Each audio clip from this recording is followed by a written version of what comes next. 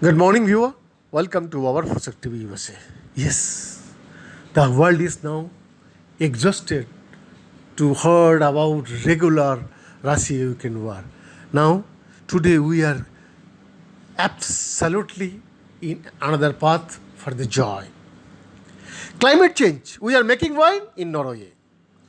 Norwegian winemaker Bjorn Bergam talks to his Griff Evans. You have to have a connection with them. When I woke up this morning, there was 3 centimeters of snow. I was saying to them, don't be afraid, it will be nice in the afternoon. Perhaps Bjorn's plants do need a little extra encouragement. They are growing at 61 degrees north of the equator. For outside, the 30 to 50 degrees latitude, traditionally considered optimum for wine production. But climate change is pushing vineyards further north and south towards the poles. The trends are absolutely clear, according to Dr. Greg Jones, a climatologist who specializes in grape production and wines and is himself the owner of a winery, Abasola, in Oregon, in the US. A lot of our cool climate limits have changed. They have gone further north in the northern hemisphere and further south in the southern hemisphere. Slend Vineyard, which visuals run with his partner Halliday's, is at the farthest reaches of these new limits, positioned by the Sognefjord, Norway's longest and deepest fjord. The vines grow on slopes which catch the sun while facing snow-capped mountains. Bison remembers the fjord freezing over in winter during his childhood, but he says that never happens now. He has noticed other changes in the weather over the year. I can see when it is running more, but when it is warm, it is warmer too. While he worries about the state of the planet and in own country, he acknowledges that as a wine producer, climate change is working in his favor. That said, it is still a challenge to produce wine this far north. Bison says it takes a particular kind of hard work and dedication. I do everything for my 2,700 babies. I will stay up in the night if I need to help them to survive if a frost is coming.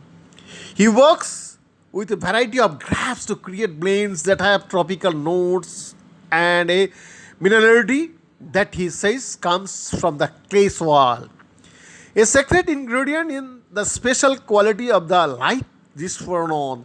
We have got a lot of light here. That is our advantage. And we have chilly nights. And we have also got the sun from the reflections from the fjord into the steep hillside. So the grapes, the leaves take up a lot of aromas and absorb them into the skin, and we taken them out again to make nice wines. But it is not easy convincing everyone that Norwegian wine is worth sampling. Bison said, we have got some people telling us don't tell anyone, but I have never tasted a wine like this. It is really good. Maybe the best I have ever tasted. But they don't dare to tell it when they go back to Germany or other countries because I think they want to mingle with the society within wines. And then it is not very good to tell they have tasted a really good Norwegian wines. Having won gold medals in Norwegian wine competition, Bison is going to try for some international medal, but says he suspects he will only stand a chance if the judging is blind. If they knew the wine came from Norway, they would probably not taste it at all. But when it is blind tasting, they have to taste it and you will get what you deserve, I think. Bison and Halliday's plan to go commercial this year. It is early days and they still have a lot to prove. But Bison believes they are forging a whole new winemaking frontier in Norway with 5 growers existing within a 20-kilometer radius. We have now established a wine growing team here in Southern Forest. It's only 20,000 vines, but it has starting up, and I think within 5 or 10 years we will probably have a little wine district.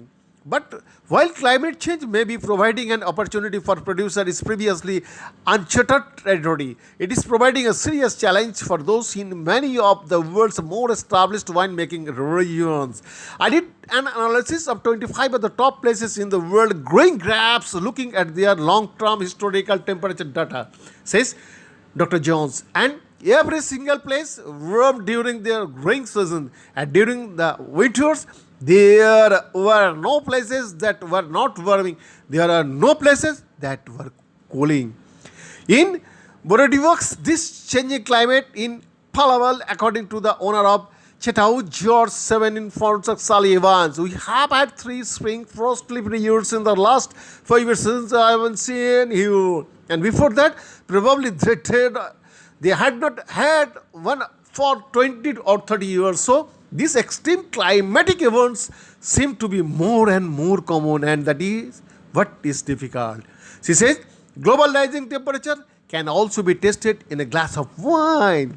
When you have got warmer temperature, the fruit ripens and there is a lot more sugar in the grape, which gives you higher alcohol when you ferment.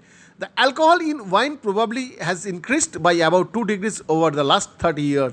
The sun and the warmth also impacts the acidity of the wine. You need the acidity for the freshness and the overall balance. Hot dry summers can also improve the flavor of the fruit, she says.